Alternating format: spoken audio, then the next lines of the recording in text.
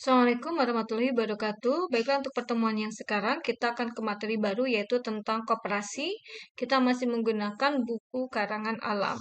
Ada apa aja sih yang akan kita pelajari di koperasi ini? Kita akan mempelajari bagaimana pengertian koperasi, landasan koperasi, asas, tujuan, nilai koperasi, jenis-jenis koperasi, dan peran koperasi. Ya, bagaimana prosedur pendirian dan pengembangan koperasi, dan bagaimana sih pembagian surplus hasil usaha atau yang dikenal dengan SHU atau istilahnya pembagian atas laba dari koperasi terhadap anggota koperasinya sendiri. Sini kita skip ya videonya. Nah, sekarang apa sih pengertian koperasi? Koperasi merupakan badan hukum yang didirikan, maaf ya, badan hukum yang didirikan oleh orang, perseorangan atau badan hukum koperasi dengan pemisahan kekayaan para anggotanya sebagai modal untuk menjalankan usaha yang memenuhi aspirasi dan kebutuhan bersama di bidang ekonomi, sosial, dan budaya sesuai dengan nilai dan prinsip koperasi. Jadi koperasi itu sudah merupakan badan hukum ya yang didirikan oleh perorangan. Nah, di sini ada landasan koperasi yaitu Pancasila dan Undang-Undang Dasar 45. Ada asas kekeluargaan, jadi koperasi berdasarkan asas kekeluargaan. Tujuan koperasi sendiri meningkatkan kesejahteraan anggotanya pada khususnya dan akan mensejahterakan juga masyarakat pada umumnya. Nilai koperasi itu adalah kekeluargaan, menolong diri sendiri, bertanggung jawab, demokrasi, persamaan, berkeadilan, dan kemandirian. Dan nilai yang diyakini oleh anggota koperasi yaitu kejujuran, keterbukaan, tanggung jawab, dan kepedulian terhadap orang lain. Prinsip koperasi sendiri ada 7 prinsip. Pertama, anggota koperasi bersifat sukarela dan terbuka. Kedua, pengawasan oleh anggota diselenggarakan secara demokratis. Anggota berpartisipasi aktif dalam kegiatan ekonomi koperasi. Keempat, koperasi merupakan badan usaha swadaya yang otonom dan independen. Kelima, oke, sebentar ya. Dan kelima, prinsip koperasi itu adalah koperasi menyelenggarakan pendidikan dan pelatihan bagi anggota, pengawas, pengurus, dan karyawan. Keenam, koperasi melayani anggota secara prima dan memperkuat gerakan koperasi dengan bekerja sama melalui jaringan kegiatan pada tingkat lokal, nasional, regional, dan internasional. Dan terakhir, koperasi merupakan pembangunan yang berkelanjutan. Jadi dalam koperasi ini ada bagian-bagian. Pertama, landasan ya, berdasarkan Pancasila, asasnya berdasarkan kekeluargaan, dan tujuannya meningkatkan kesejahteraan, nilainya berdasarkan koperasi itu kekeluargaan, menolong, bertanggung jawab, demokrasi, dan kejujuran, keterbukaan ya. Prinsipnya ada 7. Keanggotaan bersifat sukarela, pengawasan demokratis, anggota berpartisipasi aktif, merupakan badan usaha swadaya, menyelenggarakan pendidikan dan pelatihan, dan melayani anggota secara prima serta pembangunan yang berkelanjutan. Jenis koperasi ada beberapa jenis. Pertama ada koperasi konsumen dan ada koperasi produsen. Konsumen melayani pelayanan di bidang penyediaan barang kebutuhan dan produsen menyelenggarakan kegiatan usaha pelayanan di bidang pengadaan sarana produksi. Dan ada koperasi jasa, memberikan pelayanan jasa, koperasi simpan pinjam, koperasi yang satu-satunya sebagai usaha yang melayani anggota untuk pinjam ya, atau simpanan juga. Cipaganti dulu ya, ada yang namanya Cipaganti merupakan koperasi jasa. Dan peran koperasi, koperasi berperan nyata dalam menyusun perekonomian yang berdasar asas kekeluargaan dan demokrasi ekonomi yang mengutamakan kemakmuran. Nah, di sini ada struktur organisasi koperasi ya. Pertama ada struktur internal, terdiri dari rapat anggota, pengurus, pengelola, dan pengawas ya. Jadi di sini ada garis perintah dari rapat anggota ke pengurus dan ke pengawas serta ke pengelola.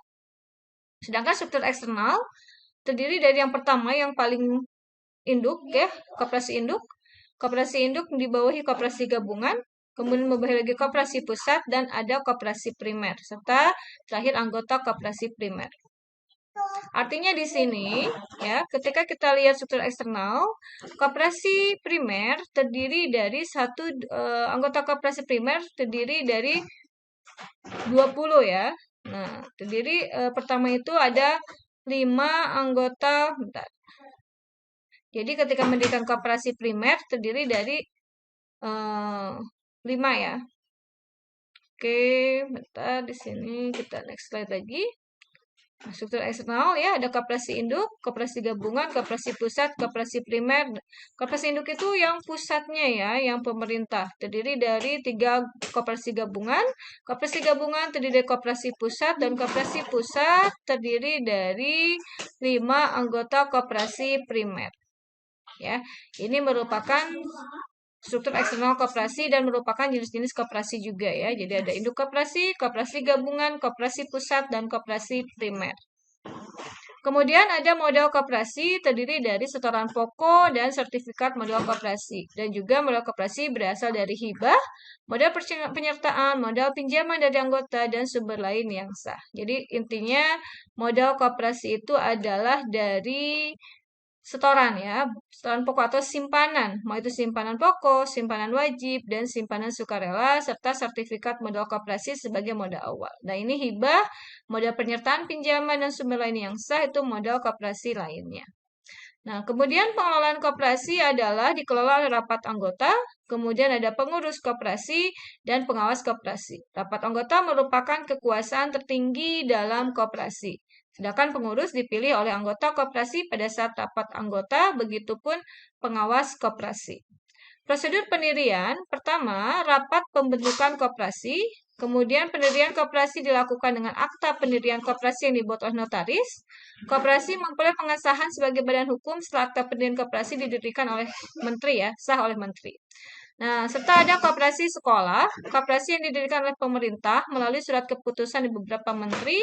Anggotanya merupakan siswa yang keanggotaannya ketika mulai siswa itu menjadi siswa sekolah dan berakhir ketika lulus sekolah.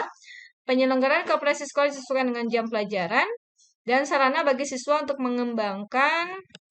Jadi artinya koperasi sekolah itu merupakan sarana bagi siswa untuk mengembangkan diri sebagai makhluk intelektual dan sosial, dan jika memungkinkan anggota dan pengurus koperasi sekolah adalah siswa itu sendiri. Oke, selanjutnya adalah kita akan mempelajari tentang laba ya, atau yang dinamakan selisih hasil usaha dan dana cadangan. Selisih hasil usaha adalah surplus ya. Oke, sebentar. Selisih hasil usaha itu adalah surplus hasil usaha yang diperoleh dari hasil usaha atau pendapatan koperasi dalam 1 tahun buku setelah dikurangi dengan pengeluaran atas berbagai beban usaha.